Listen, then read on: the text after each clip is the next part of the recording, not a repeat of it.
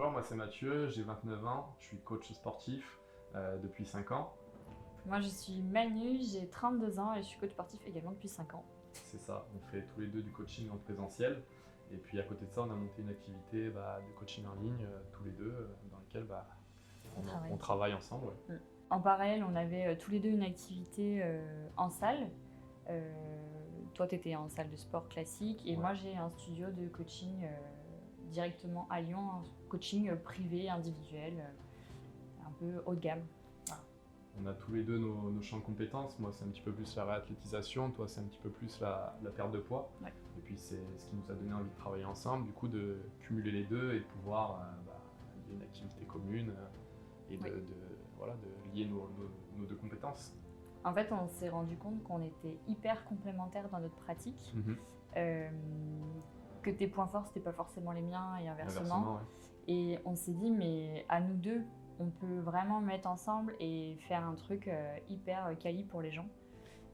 Donc on a commencé au début à tatillonner tous les deux avec les clients qu'on avait respectivement en individuel, à apporter des choses l'un à l'autre. Et au final, on s'est dit, il faut vraiment qu'on travaille ensemble et qu'on coach ensemble pour avoir une plus-value énorme, quoi. Ouais, pour les gens, quoi, que ça leur serve. Après, la problématique, c'était le lieu, parce que moi j'étais à Vienne, Manu elle travaille toujours sur Lyon, et du coup, travailler ensemble alors qu'on est à 30 minutes l'un de l'autre, c'est compliqué. Donc on s'est dit pourquoi pas essayer quelque chose en ligne, et puis on s'est lancé là-dedans, quoi. Oui. En fait, le frein de la distance faisait qu'on savait qu'on n'allait pas travailler dans le même lieu. Surtout que moi, le studio, il est trop petit pour être deux coachs. Ouais. Mais en même temps, on pouvait bosser ensemble. Donc, c'est vrai que le en ligne, ça a enlevé la distance, ça a enlevé le côté localisation, quoi, et ça nous permettait d'ouvrir le champ des possibles, et même par rapport à la clientèle, au final. On se rendait bien compte qu'il y avait des personnes qui voulaient être coachés par nous, mais qui n'étaient pas forcément de la région. Et du coup, on s'est dit, il va falloir qu'on réponde à ce besoin. Et avec le coaching en ligne, tout est possible, il n'y a plus de frontières, quoi. Donc ça, c'est vrai que c'est cool. En fait, quand on a voulu faire du coaching à distance avec Mathieu, on a commencé, on a tatillonné, on a essayé des trucs. Et on sentait tous les deux que c'était pas optimal. On était hyper fouillis, c'était clairement le bordel. Enfin, on n'arrivait pas à se cadrer, on n'arrivait pas à même créer une routine par rapport à ça. On structurait hyper mal les choses et on remettait toujours au lendemain, on n'avançait pas en fait au final.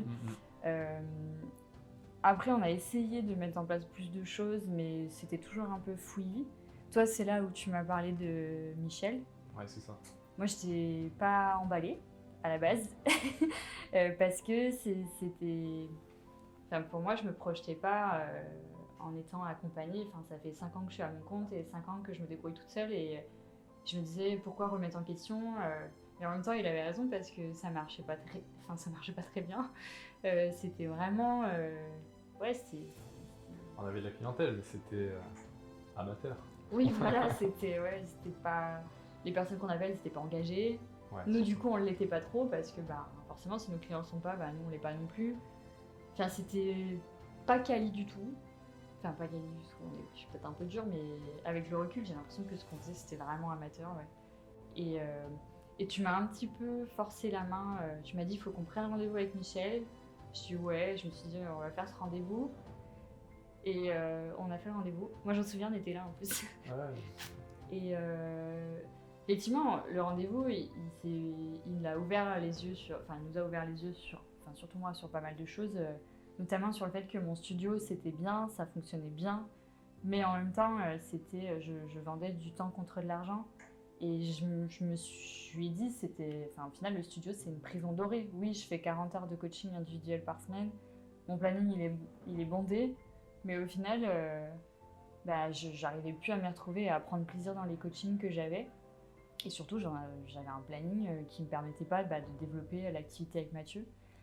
Michel m'a parlé de prison dorée et c'est totalement ça. Enfin, ça a carrément matché dans ma tête. Je me suis dit, ah oui, il a raison, c'est une prison dorée, ce que j'ai là. Quand il a parlé de liberté financière, clairement, c'est ce qui a résonné en moi. Je me suis dit, ouais, je peux plus coacher autant, perdre autant de temps, et puis déjà pas avoir de résultats avec mes clients.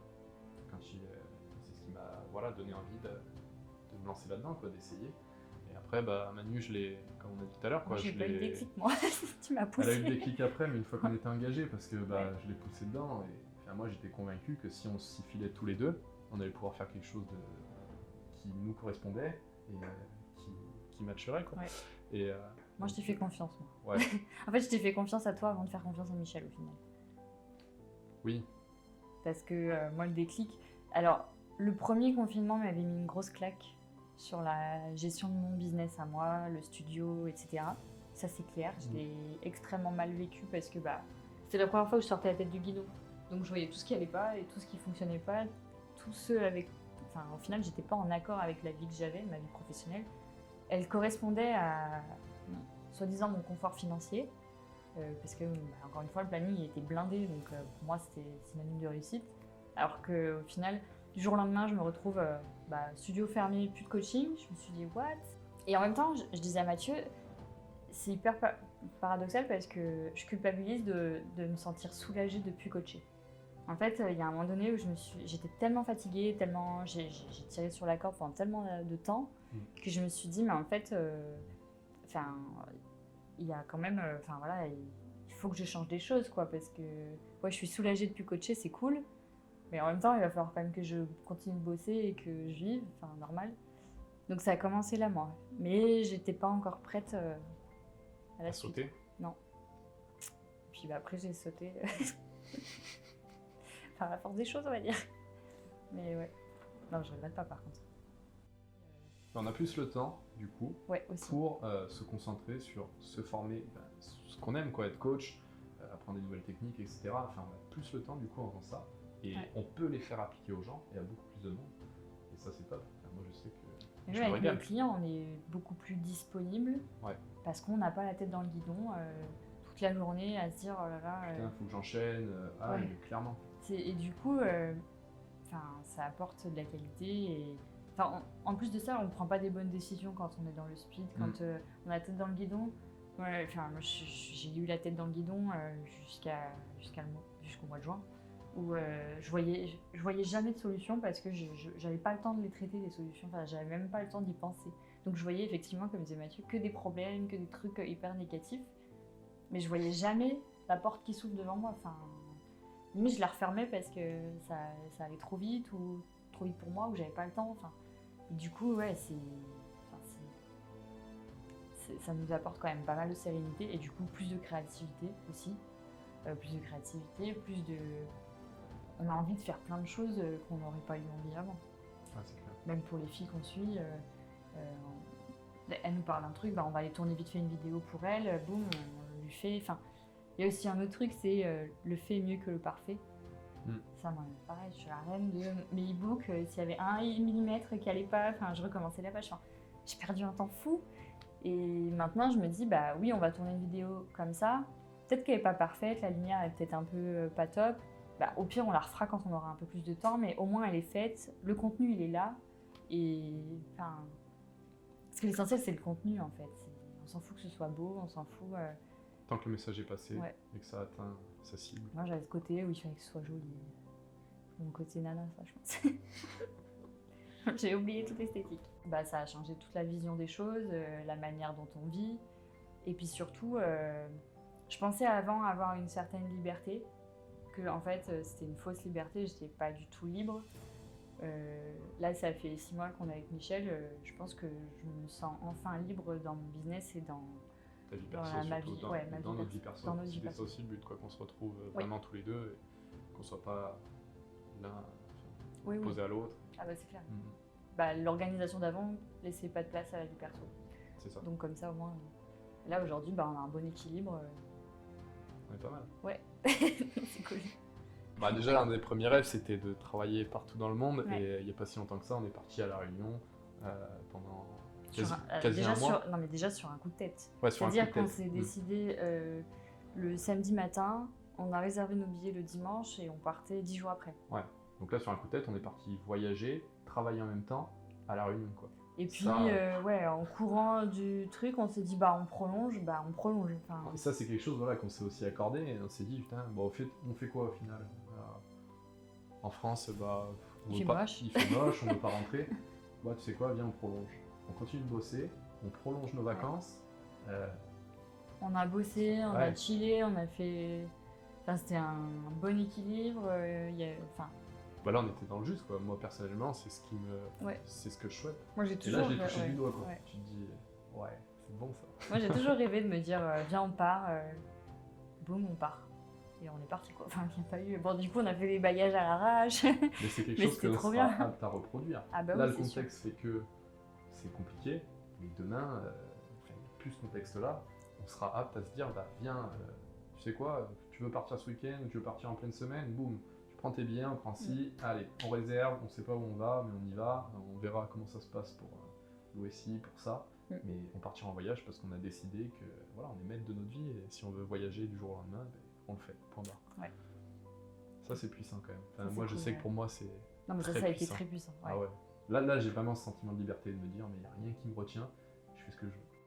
Voilà, c'est possible. Après, il faut bosser, ça c'est sûr. Voilà, c'est pas je claque des doigts. Comme je disais, pour nos coachés, je paye donc j'ai. Non, faut bosser. Mais si derrière il veut atteindre quelque chose qui est clair en lui, et que ce soit de la liberté, que ce soit comme nous pouvoir partir du jour au lendemain, faire ce genre de choses-là, faut pas hésiter. Faut pas hésiter, quoi. Si t'écoutes et si tu mets en place, la seule chose qui peut lui arriver, c'est de réussir et vivre sa vie. Donc, en fait, si on applique à la lettre ce que Michel nous dit, il n'y a pas de raison que ça marche pas. Enfin, ça, on se l'est répété. Moi, à m'a recadré, j'ai tendance à vouloir tourner un petit peu. Moi, je mets des coups de pied au cul pour qu'elle avance. Elle est du genre à me dire non, mais écoute quand même un petit peu, elle me garde un peu dans le cadre. Moi, je recentre le truc parce que moi, souvent, je lui dis je suis un bon soldat, moi. Moi, si tu me dis que ça marche comme ça, en faisant ça, ça, ça, bah, je vais faire ça, ça, ça. Je vais pas faire à ma sauce, non. Et c'est vrai que souvent, on se recentre, on applique ce qu'il nous dit, et basta. Et en fait, basta, ça marche. Et basta, ça marche. Il ne faut pas se poser de questions. Il faut trouver un juste milieu entre j'écoute, je fais aussi pour pas bloquer sa créativité. Et le retour sur investissement, parce que ça peut être une crainte, il est très vite arrivé, quoi. Bah nous, on avait commencé en quoi fin juin, je crois. L'été, c'était un peu calme. On venait de sortir de confinement. Mais on a tout mis en place, on a mis en place la partie technique. Et puis, dès la première opération, on a quasi eu un retour sur investissement. Donc, en l'espace de quoi 3 mois? Même pas. En 1 mois et demi, on avait rentabilisé la formation de Michel. Oui. Et là, on est en retour sur investissement. On est en bénéfice. Bénéfice. On est en plus, ouais.